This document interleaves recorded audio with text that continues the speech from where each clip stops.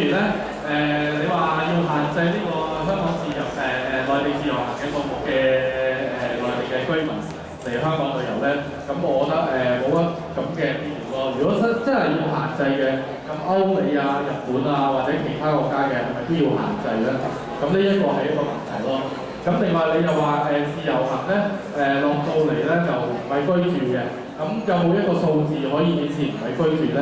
咁相反，我哋香港人亦都好多時過去澳門係即日來回嘅喎，可能去賭場賭兩鋪咁樣就走嘅咯喎，咁亦都係唔係居住喎？咁澳門係咪都要限制香港人過去咧？而家問題出現咗兩個係嘅好具體承擔能力㗎嘛嚇。係承擔能力係咪我哋可以足以應付到咧？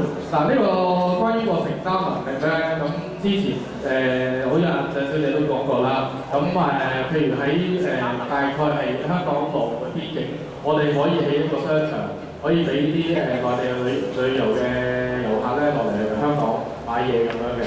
咁呢個其中一個嘅解決方法。另外咧，我亦都最近咧都有留意。就一定所有內地旅客咧都去名店嘅，咁譬如喺紅磡嘅土瓜灣啦，好多時咧都有啲內地旅客咧去土瓜灣嗰度買嘢，或者喺紅磡區度買嘢啊，咁係通常係一架旅遊車、兩架旅遊車咁樣去，亦都喺九龍城碼頭都見過呢啲咁嘅遊客嘅，咁未必係一定係集中喺一個旅遊區，咁我覺得咧就話其實如果自由行落嚟香港，佢係買嘢嘅，咁係刺激香港經濟，亦都係增加咗香港嘅人嘅就業嘅情況嘅。咁個失業率咧相對亦都會減少。而喺香港嚟講咧，香港係一個唔係工業發展區，香港係一個旅遊同埋一個服務性嘅行業主導嘅。咁如果你話限制咗自由行嘅人落嚟，咁相對嚟講喺零售嗰方面係咪會有影響咧？零售業咁會唔會影響好多中小企或者係好多商鋪咧？咁另外一個問題啦，關於阿彭生正話講話麻木中港融合，咩叫麻木中港融合咧？麻木中港融合咧？咁依家香港自從麻木中港融合。咁依家香港咧，自從1997年咧已經回歸咗中國㗎啦。咁中國同香港融合係好正常嘅，等於一個中國去第二個省去上海買嘢，即係譬如去北京嘅人去上海買嘢，或者上海嘅人去深圳去旅遊。咁我覺得有咩問題咧？咁香港都係屬於中國㗎。咁如果中國人嚟香港，你要限制佢，咁如果外國人嚟香港，點解唔限制咧？即係我覺得呢個有少少歧視嘅問題出現啦。咁另外就係話自由行嘅旅客落到嚟香港係買嘢啊嘛，佢唔係落嚟搶嘢，唔係落嚟即係講得俗啲做世界啊嘛。咁佢係刺激翻香港個經濟嘅。咁好老實講，2003年沙士嘅時候，香港個經濟咁低迷，如果唔係因為自由行落嚟嘅話，我哋會唔會今時今日咧政府個庫房可以話水浸咧？即係個經濟會唔會咁好咧？咁呢個都係一個問題。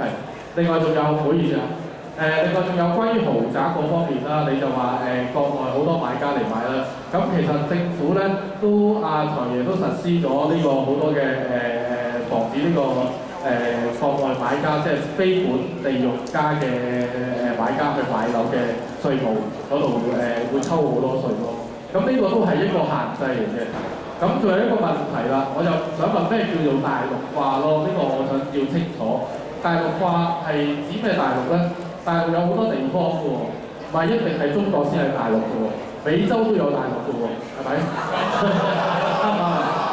又巧口啲喎，你咁講法又係啊！如果有個地理嘅人士咧，應該會清楚有美洲大陸㗎嘛，係嘛？咁另外咧一個問題就話財大氣粗。咁我相信咩叫財大氣粗咧？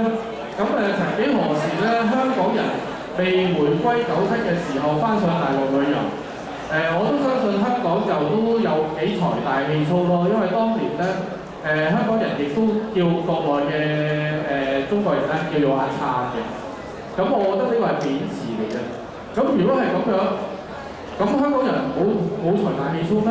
都有做過呢咁嘅嘢㗎。咁依家其實我唔覺得係一個問題咯，因為中國人佢落嚟消費，佢亦都唔係話好冇禮貌地鬧人咯。我覺得呢樣嘢係冇啲咁嘅事情咯，係咪先？咁你哋睇到只係一啲嘅片段嚟嘅啫。因為咧好老實講，我覺得係最主要係傳媒大部分集中咧對於中國人嘅唔好嘅方面嘅。如果大家有上 YouTube 都可以睇到好多美國人都唔係一個好有禮貌嘅美國人，即係你哋可以留意下美國嘅警方點樣對待啲黑人，點樣種族歧視，咁呢啲都係一個問題嚟嘅。咁我希望就係話大家會清醒啲，會了解啲究竟自由行係咪真係要咁多去限制咧？如果自由行要限制嘅時候，咁外地嘅旅客係咪都同樣要限制咧？好，唔該晒。好，咁阿峰先生就提到有一啲嘅。